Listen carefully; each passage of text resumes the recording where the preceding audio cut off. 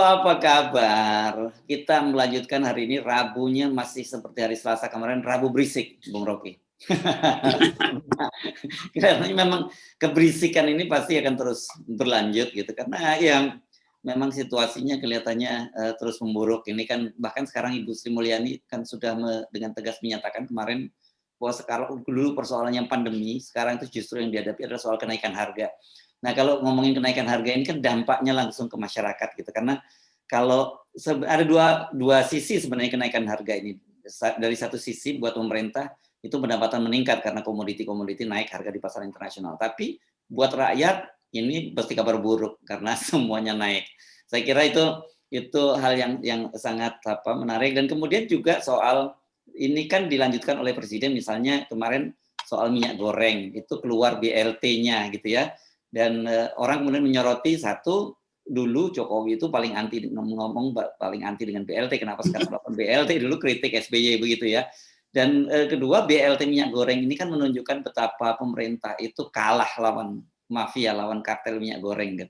Karena kemarin kan mereka janji menyelesaikan persoalan, tapi ya ternyata kok begitu jalan keluarnya dinaikkan kembali ke harga pasaran dan pemerintah ngalah merogoh subsidi BLT. Nah, karena itu wajar kalau tanggal 11 nanti, 11 April itu mahasiswa udah menyerukan akan ada aksi besar-besaran. Oke, Bung Rogi, silakan. Anda bisa mulai dari mana saja, semuanya asik. Ya, situasi kita hari ini, kita selalu rumuskan, berkali-kali kita sebut the beginning of the end. Dan memang itu yang sedang terjadi. Jadi kalau dikatakan bahwa akan ada eskalasi, pasti ada eskalasi itu. Karena momentum yang sudah tersedia, dia nggak mungkin lagi dihentikan. Tuh. Jadi batu yang udah bergulir dari puncak gunung itu nggak bisa dihentikan, kecuali ada raksasa yang lebih gede dari gunung menghalangi itu. Tapi sekali lagi, memang seluruh fasilitas ekonomi diperlihatkan oleh kebijakan Presiden Jokowi. Betul tadi, dia nggak mampu untuk mengendalikan yang kita sering sebut ambisi akumulasi dari kalangan kapitalis atau yang dalam bahasa politik oligarki itu. Jadi itu yang menunjukkan bagaimana APBN itu yang harusnya dari awal didesain untuk mendistribusikan keadilan itu tidak bisa dilakukan oleh presiden karena kapasitas dia yang tidak cukup. Jadi seorang presiden yang memang di-remote oleh oligarki tidak mungkin memanfaatkan APBN untuk mendistribusikan keadilan. Padahal tugas negara adalah mendistribusikan keadilan. Tugas korporasi, tugas oligarki adalah akumulasi keadilan. Biasa aja. Tapi kalau akumulasinya tidak bisa didistribusikan, maka efeknya adalah gerakan rakyat. Dan itu yang nggak mungkin lagi dicegah. Jadi udah bergulir dan kita tinggal tunggu gimana licinnya minyak goreng, berbahayanya solar, potensi terbakarnya pertalite. Itu akan tiba sama-sama di jalan yang disediakan oleh sejarah. Nah itu yang menunjukkan mengapa mahasiswa akhirnya memutuskan untuk demo besar-besaran. Mengapa buruh akhirnya memutuskan untuk menolak segala macam BLT karena itu dianggap sebagai upaya untuk mengelabui aja. Apalagi kalau kita bandingkan dengan kelakuan Presiden Jokowi yang dari awal memusuhi kebijakan BLT SBY. Nah sekarang dia kena batunya kan. Padahal sebetulnya menteri yang sama itu Sri Mulyani yang mendesain BLT di zaman Jokowi. Jadi terlihat bahwa Ibu Sri Mulyani juga sebetulnya, ya kalau dia kuat dalam argumen kan dia bilang aja saya menteri SBY dulu saya lakukan itu dan bangsa ini selamat.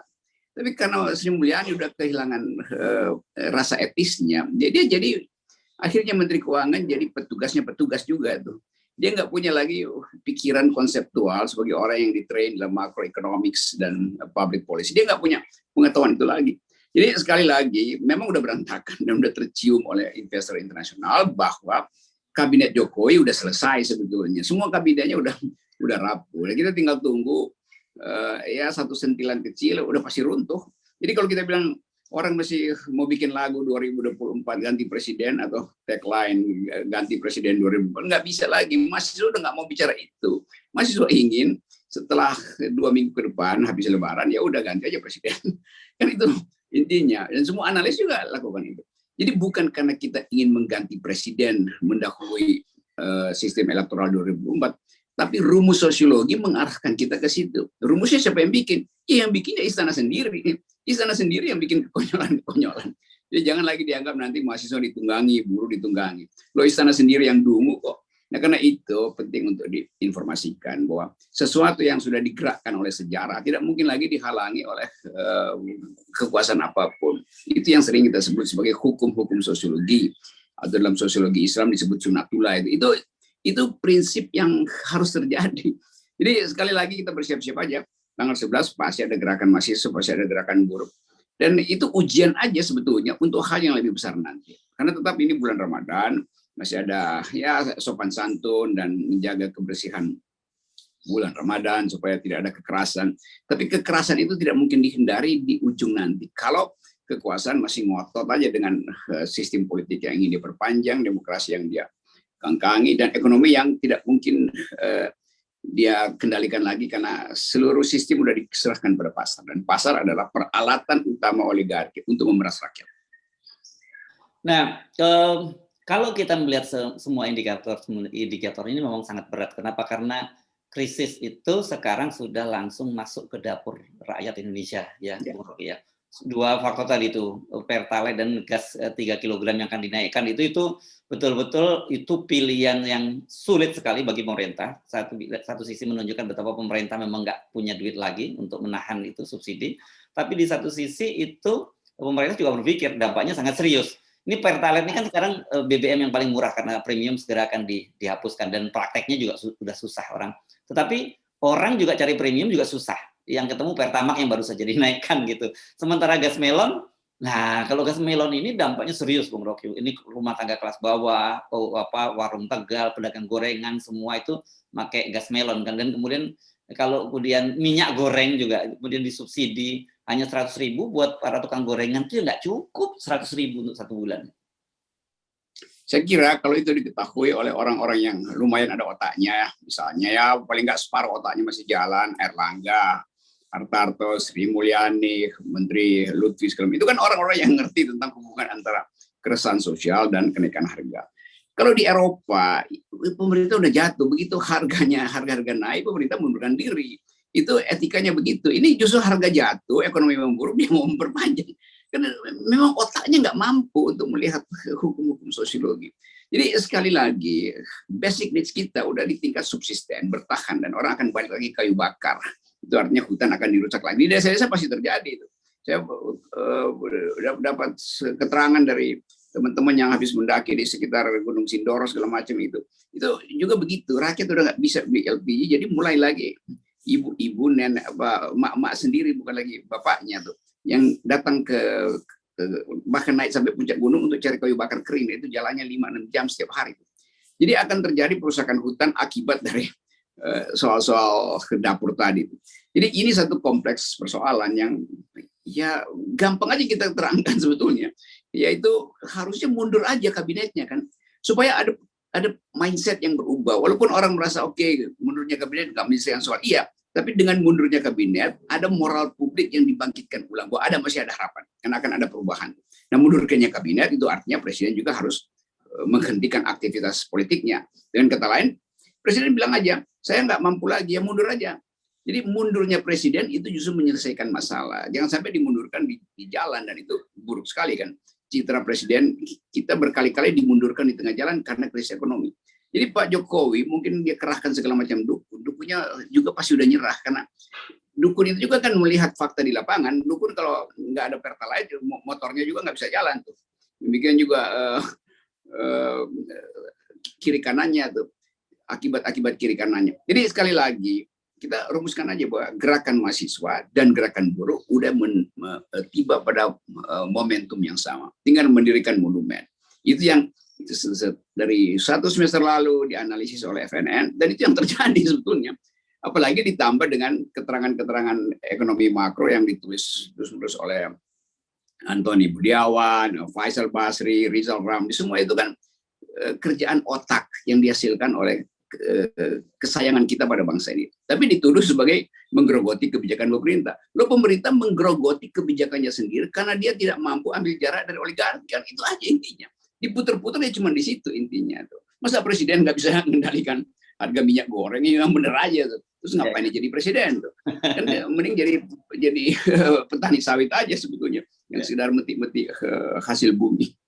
Ya, dan tadi kan Anda menyebut beberapa elemen tadi itu, para ekonomi dan juga gerakan mahasiswa buruh. Tapi media ini yang kita amati ya, Bung Rocky, kan dengan kritik kita keras terhadap berbagai media-media mainstream itu, sekarang mulai muncul satu persatu kesadaran itu di media, karena kita melihat media yang tadinya ya gayanya seperti itu, gaya melambai begitu, tiba-tiba sekarang mulai kritis terhadap pemerintah. Dan yang betul-betul disoroti oleh media itu saya perhatikan, satu, gerakan perpanjangan masa jabatan 3 periode yang dianggap gerakan liar itu.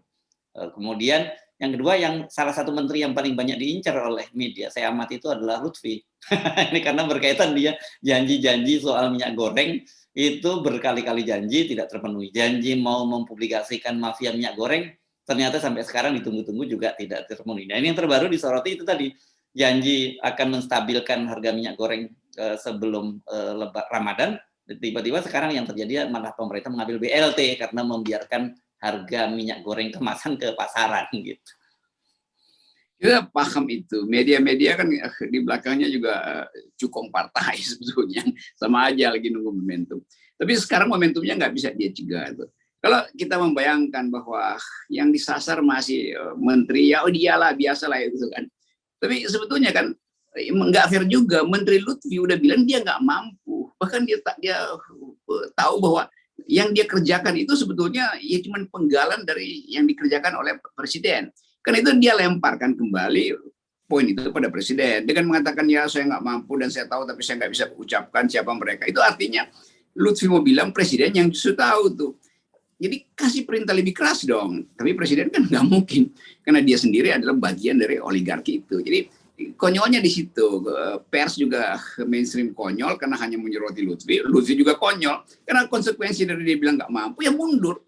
Kan gampang betul kan. Saya nggak mampu. Terus saya masih bertahan. Dungu namanya. Masa Lutfi jadi dungu begitu. Melihat problem sekecil itu. Demikian juga Sri Mulyani itu. Mesti dia bilang sama Presiden Jokowi. Dari awal mestinya ikut aja apa yang saya usulkan, seperti saya ambil alih kebijakan itu ketika krisis BLT langsung diturunkan. Kan saya Menteri Keuangannya Pak SBY yang mengerti. Tapi karena Presiden Jokowi cemburu pada SBY, nanti dianggap niru SBY, sekarang betul-betul bukan sekedar niru, dia copy paste aja tuh, dan dari menteri yang sama tuh. Jadi kalau kita mau lihat kebanggaan istana itu apa sekarang ya? Jadi ngapain jadi menteri? Itu kan kita bingung. Bahkan jadi dirjen pun udah malu sebetulnya kan. Jadi menteri pulang di forridernya tuh ngeong-ngeong sepanjang jalan Jakarta. Terus mak bilang, ini orang ngapain gitu ya? Mau pamer apa ngeong-ngeong? Sementara ojek itu nunggu harga turun, harga minyak, dan keluarganya nunggu harga LPG, gas turun segala macam. Jadi seluruh kapasitas negeri ini dihancurkan oleh ketidakpahaman presiden tentang keadaan. Tapi ketidakpahaman itu yang menguntungkan oposisi sebetulnya, karena dengan cara itu dimungkinkan untuk percepatan lagi.